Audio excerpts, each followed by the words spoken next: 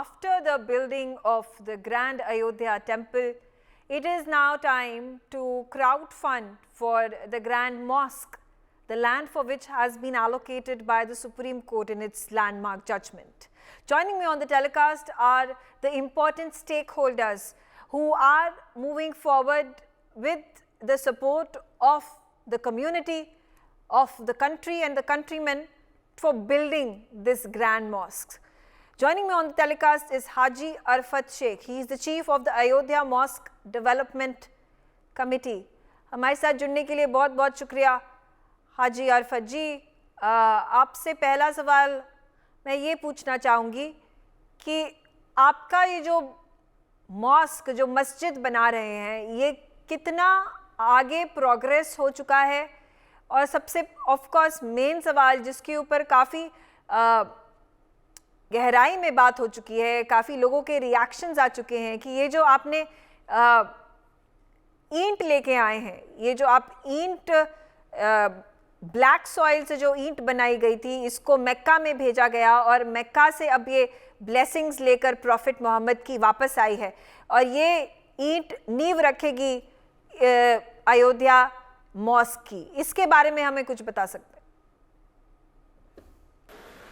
देखिए कैसा है कि खास तौर पर बताओगे, पिछले 3 महीना पहले मुंबई शहर के अंदर रंग शारदा हॉल के अंदर जब पहली बार मस्जिद मोहम्मद बिन अब्दुल्ला नाम का डिक्लेरेशन किया गया, फिर उसके बाद हमने वहाँ पे उसकी डिज़ाइन, उसकी फ़ोटो कि इस्लाम की 5 बुनियाद पे बनने जा रही मस्जिद, उसके पिलर्स के उसके डिक्लेयर किया। उस दिन में हमने ये ईंट का भी, पहली ईंट सुन्नी वक्फ बोर्ड के चेयरमैन ज़फ़र फारूकी साहब के हाथ में, ये सारे पीर और उलमाओं के हाथों से ये दी और वहाँ पे हमने वादा किया था कि ये ईंट को हम मक्का शरीफ, मदीना शरीफ ले जाएंगे और उसको जमजम से गुस्ल दिया जाएगा, यानी जमजम का पानी से, जो पवित्र पानी जो होता है उससे उसको गुस्ल दिया जाएगा और दुआएं की जाएगी और वापस उसको ईंट को मुंबई लाया जाएगा।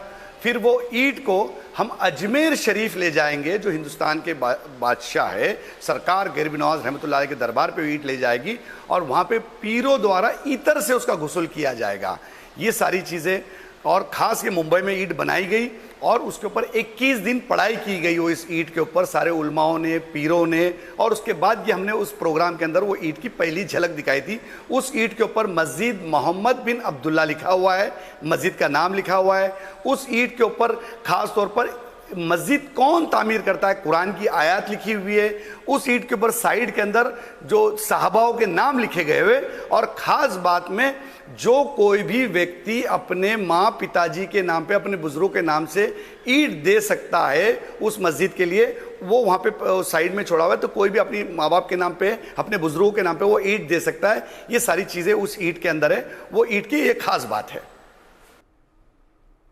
आप ये हमें ट्रेडिशन की बात बता रहे हैं, आपने बोला ये स्पेशल ब्रिक है, इसको लेके आया गया है मक्का से। क्या ये हर मस्जिद बनाने का यही एक ट्रेडिशन होता है जो कि अभी आप फॉलो कर रहे हैं? देखिए कैसा है कि ये एक बहुत बड़ी मस्जिद, हिंदुस्तान की पहली मस्जिद है जो नबी के नाम पे बनने जा रही, जिनके उनके पर उनके पूरा नाम लिखा है मस्जिद मोहम्मद बिन अब्दुल्ला, उनके पिताजी का नाम अब्दुल्ला है। तो ये मस्जिद बनने जा रही है, हिंदुस्तान की पहली मस्जिद है जो 5 मीनारों वाली मस्जिद बनने जा रही है। लोगों ने 4 मीनार की मस्जिद देखा, 2 मीनार की, लेकिन हिंदुस्तान की पहली मस्जिद है जो ऐतिहासिक बन रही है, जो 5 मीनार, इस्लाम के 5 फर्ज, कलमा, नमाज, रोज़ा, ज़कात और हज, इस बुनियाद पे इस मस्जिद की बनाई जा रही है। ये बाबरकत ईंट है। हमारा मानना ये है, ये ईंट, बाबरकत ईंट के ज़रिए इस देश में मोहब्बतें आएगी, नफ़रतें मोहब्बतों में बदल जाएगी। यही सरकार गरीब नवाज पैगाम पहुंचाते, यही नबी पैगाम पहुंचाते, ये इसका कॉन्सेप्ट है। बाकी इस तरीके से चीज़ें, मतलब इस्लाम धर्म के अंदर हमने देखा कि ऐसा कुछ होता नहीं है, पर लेकिन ये सारी चीज़ें हमारा मानना है कि हमारी आस्था का विषय है कि जब बाबरी का जब नाम सुनते तो मुसलमान एकदम सोचता है, सहमा जाता है। तो लेकिन कहीं ना कहीं एक उम्मीद की किरण आ गई है कि एक नबी के नाम की मस्जिद बनने जा रही है, अपने आप में एक बड़ी बात है। जो नबी के नाम की बात आएगी तो हर कोई उससे जुड़ता है, मोहब्बत जुड़ता है। उसकी ईंट की वो अपने आप में वो ईंट एक वैल्यूएबल है हमारे लिए, उसकी आस्था की बुनियाद से वो ईंट की अपनी खूबसूरती, एक उस ईंट का एक अपना मुकाम है। इसीलिए ये सारी चीजें दुआओं के साथ हम अयोध्या उस ईंट को ले जाएंगे और उस मस्जिद के अंदर रखेंगे और उस मस्जिद का काम शुरू होगा इंशाअल्लाह। सबसे अहम सवाल, इस मॉस्क की फाउंडेशन स्टोन कब लगाई जाएगी, ये सभी के जहन में सवाल है। बिल्कुल, बहुत जल्दी इंशाल्लाह ताला हमने खुद का एक वेबसाइट बनाए हैं कि हिंदुस्तान भर से जितने भी इंडियंस लोग हैं, हमारे जो लोग हैं, वो सारे लोग हर मसलक के आलिम दीन साथ में जुड़ेंगे, उनसे बात की जा रही है। सभी बात करने के बाद रमज़ान के बाद हमारा प्लानिंग चल रहा है कि रमज़ान के बाद उस मस्जिद की बुनियाद की जो ईंट है मुंबई शहर से ले जाया जाएगा और वो वहाँ जाके ईंट रखेगी, जिसमें टेक्निकली सारी चीज़ें हैं। पेपर वर्क हमारे मस्जिद के शुरू है। हमने सरकार के अंदर हमारे आर्किटेक्ट ने पेपर वर्क डालने की हमने वो कोशिशें की है। ज़मीन का टाइटल के ऊपर हमने बात की है कि सारे टाइटल क्लियरेंस सर्टिफिकेट्स आने के बाद मस्जिद का काम जब शुरुआत किया जाएगा, क्योंकि हम चाहते हैं कि नीट क्लीन तरीके से वो मस्जिद का काम शुरू हो, एकदम रिस्पेक्ट से काम शुरू हो, क्योंकि सारे लोगों का आस्था जुड़ी हुई है। और ये अद्भुत मस्जिद हिंदुस्तान के अंदर दुआ और दवा का केंद्र बिंदु होगा। ये सारी चीजों को देखते हुए कि उसमें अस्पताल बनाया जा रहा है, इंजीनियरिंग कॉलेज बनाया जा रहा है, लॉ कॉलेज बनाया जा रहा है, डेंटल कॉलेज बनाया जा रहा है, आर्किटेक्चर कॉलेज बनाया जा रहा है और इंटरनेशनल स्कूल आ रही है, एक बहुत बड़ा ओल्ड एज होम बनाया जा रहा है। तो ये सारी चीज पेपर वर्क करने में, सारी डिजाइनिंग के अंदर कुछ वक्त लगता है। ये सारी चीज का हम पहले पूरा सारी चीज करेंगे इंशाल्लाह ताला।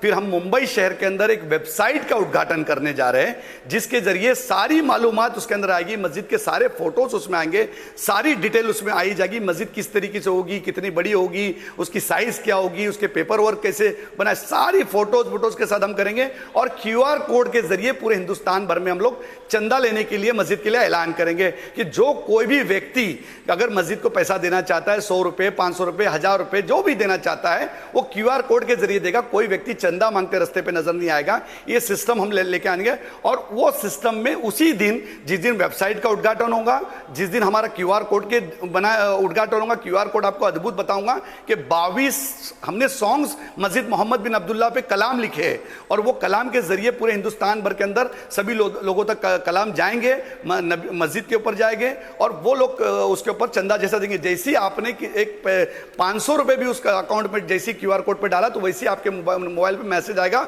मस्जिद मोहम्मद बिन अब्दुल्ला, शुक्रिया आपके हमको पैसे मिल गए। इस तरीके से ट्रांसपेरेंसी हम लेके आएंगे और उस दिन सारी डिटेल, मस्जिद कब शुरू होगी, मस्जिद का काम कब शुरू होगा और मस्जिद कब तक बनके तैयार होगी, वो सारी चीज उस दिन हम डिक्लेयर करेंगे मुंबई शहर के अंदर रंग शारदा में। ये हमारा प्लानिंग है, या रमजान से पहले या रमजान के बाद इंशाअल्लाह ताला। अब आपने इतनी सारी बातें बता दी। आपने कहा कि यहाँ पे हॉस्पिटल होगा, यहाँ पे एक मार्केट भी होगी, यहाँ पे लोगों को सस्टेन करने के लिए शॉप्स लगाई जाएंगी। इसके तहत अब जो आप बोल रहे हैं कि रमज़ान के समय में इसका काम शुरू होगा, हम कब तक समझ सकते हैं कि कौन से साल में, कौन सी तारीख को ये मस्जिद कंप्लीट हो जाएगी? नहीं, बिल्कुल, अभी तो क्या हमारी वेबसाइट आएगी, वेबसाइट के जरिए हम पूरा लोगों को दिखाएंगे कि कुछ हमने देखा कि कुछ सोशल मीडिया के ऊपर बातें चलती रहती है, किसी ने बहुत सारे पैसे दे दिए, कोई कहता कि मस्जिद के ईंट जो है उसके ऊपर सोने से लिखा हुआ है। ये सारी चीज अलग सोशल मीडिया के और प्रिंट मीडिया के, इलेक्ट्रॉनिक मीडिया के अंदर आता है। हम जब देखते तो ये सारी चीजों को खत्म करने के लिए एक वेबसाइट आएगा, तो सारी डिटेल, सही न्यूज उसके अंदर मिल जाएगी इंशाल्लाह ताला। हर इंसान, कोई भी व्यक्ति वहां जाके उसके ऊपर साइट पे जाके सारी डिटेल चीज देखते हैं कि सारी झूठ, सारी चीजों से हम बचेंगे। और पूरे हिंदुस्तान को मैं कहूंगा आपके चैनल के, अब तक के हमने चंदा लेना शुरू नहीं किया है, किसी का 1 रुपया चंदा आया नहीं है, क्योंकि जब तक के वेबसाइट का उद्घाटन नहीं होता है, QR कोड का उद्घाटन नहीं होता, तब तक के हम किसी से चंदा नहीं मांगेंगे। आपके चैनल के माध्यम से कहूंगा कि ऐसे लोग, कोई अगर व्यक्ति अगर कोई झूठ बोल के चंदा ले रहा होगा तो बिल्कुल उससे परहेज करे, बचे, ये मैं आपसे कहूंगा।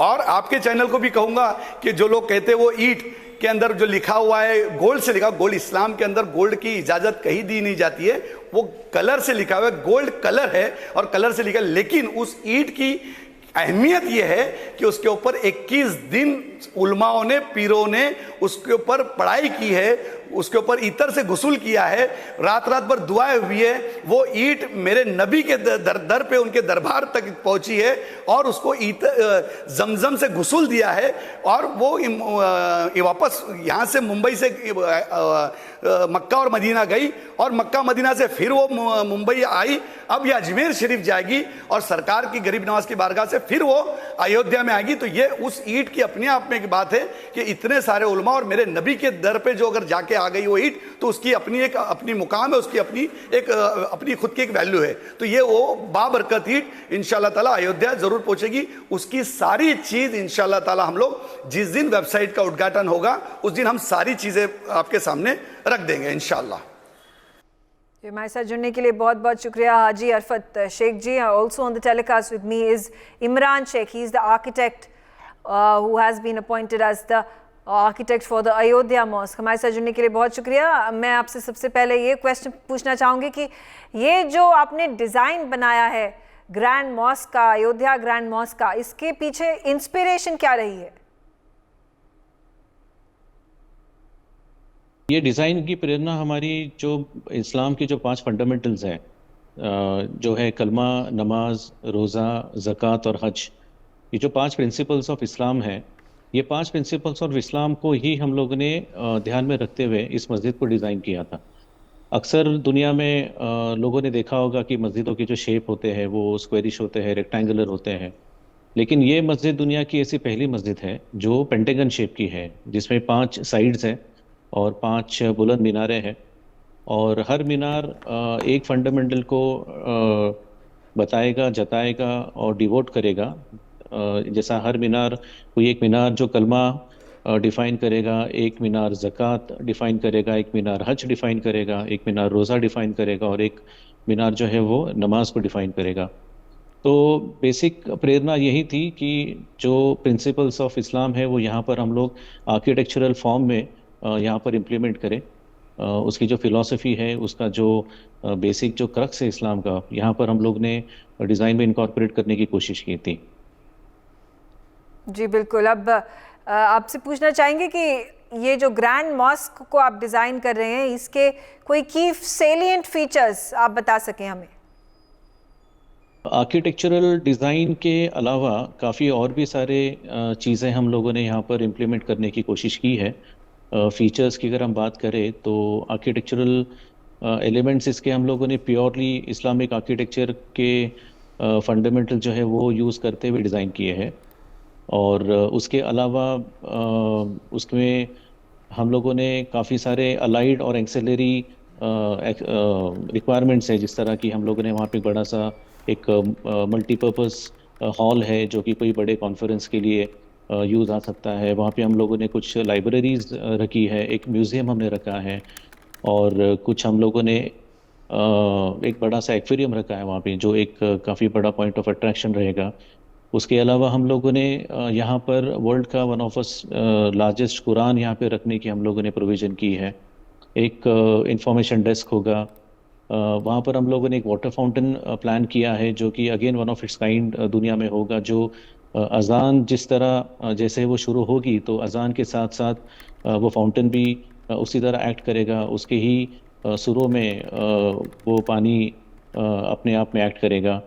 लाइट के फीचर्स हैं, हम लोगों ने लाइट्स भी इस तरह यहाँ पर हम लोगों ने सोचा है कि जिस तरह सनराइज़ या सनसेट होगा उसके ड्यूरेशन के हिसाब से लाइट्स ऑन होगी या ऑफ होगी।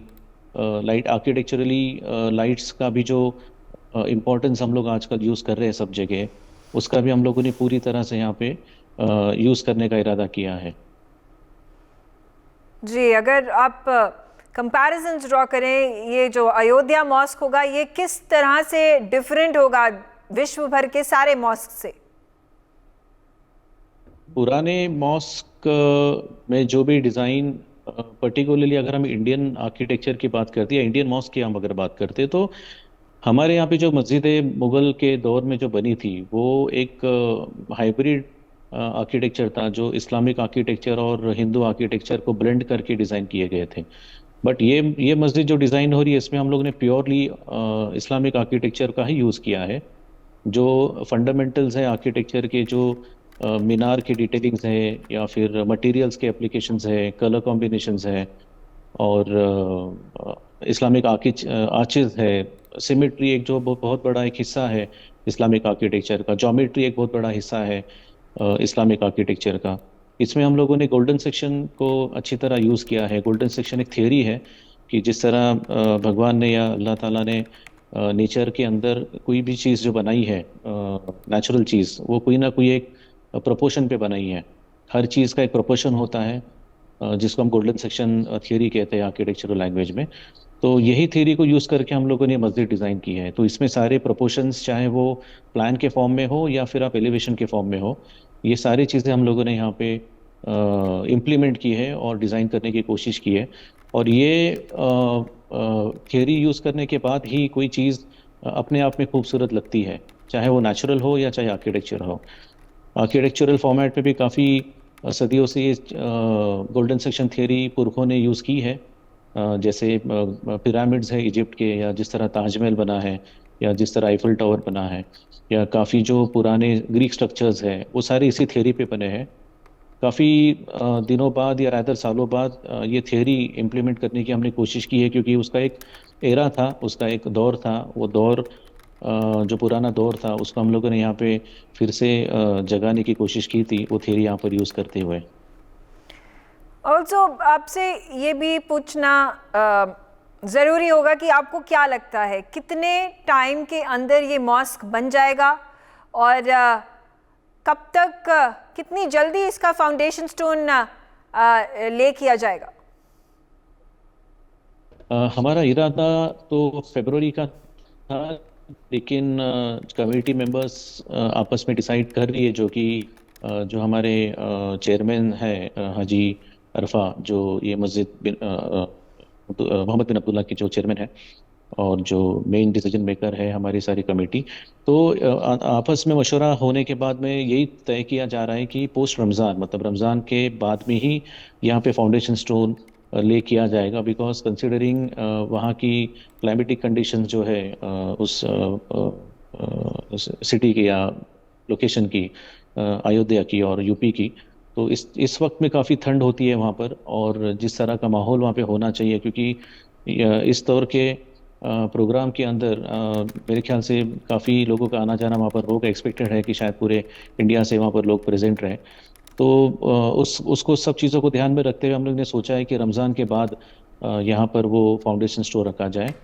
और इरादा और उम्मीद यही है कि ये पूरा प्रोजेक्ट जो है, बात सिर्फ मस्जिद की अगर है तो मस्जिद इंशाल्लाह तकरीबन 2.5 से 3 साल में पूरी तैयार हो सकती है। लेकिन जो कि हम मस्जिद के अलावा और भी काफ़ी सारी चीज़ें यहाँ पे प्रपोज किए हैं, जैसे यहाँ पर एक मेडिकल कॉलेज और एक स्कूल होगा, एक हॉस्पिटल होगा जो स्पेशली कैंसर हॉस्पिटल है।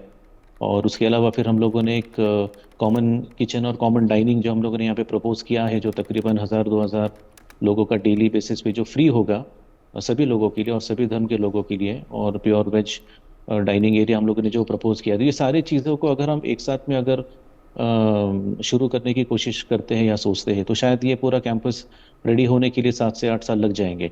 लेकिन बात अगर सिर्फ मस्जिद की है, तो मस्जिद का फाउंडेशन स्टोन ले होने के बाद में तकरीबन 2.5 से 3 साल बाद इंशाल्लाह ये मस्जिद पूरी तैयार होनी चाहिए। जी, और जब ये मस्जिद तैयार हो जाएगा, जितने भी समय में तैयार हो, जैसा कि आपने कहा, क्या इसके around grand national celebrations, national level के सेलिब्रेशंस यहाँ पे देखने को मिलेंगे? जिस तरीके से अयोध्या राम मंदिर को जो सेलिब्रेट किया है देश भर में, क्या उसी प्रकार का सेलिब्रेशंस देखने को मिल सकता है? देखिए, ये तो कॉल कमेटी लेगी, बिकॉज मैं तो बस ये प्रोजेक्ट का एक टेक्निकल आर्किटेक्ट हूँ, डिज़ाइन आर्किटेक्ट हूँ।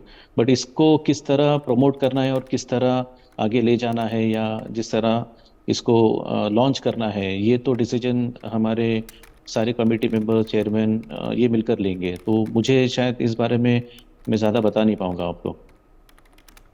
राइट, हमारे से जुड़ने के लिए बहुत बहुत शुक्रिया इमरान शेख जी। For more such videos, subscribe to the NewsX YouTube channel, hit the bell icon.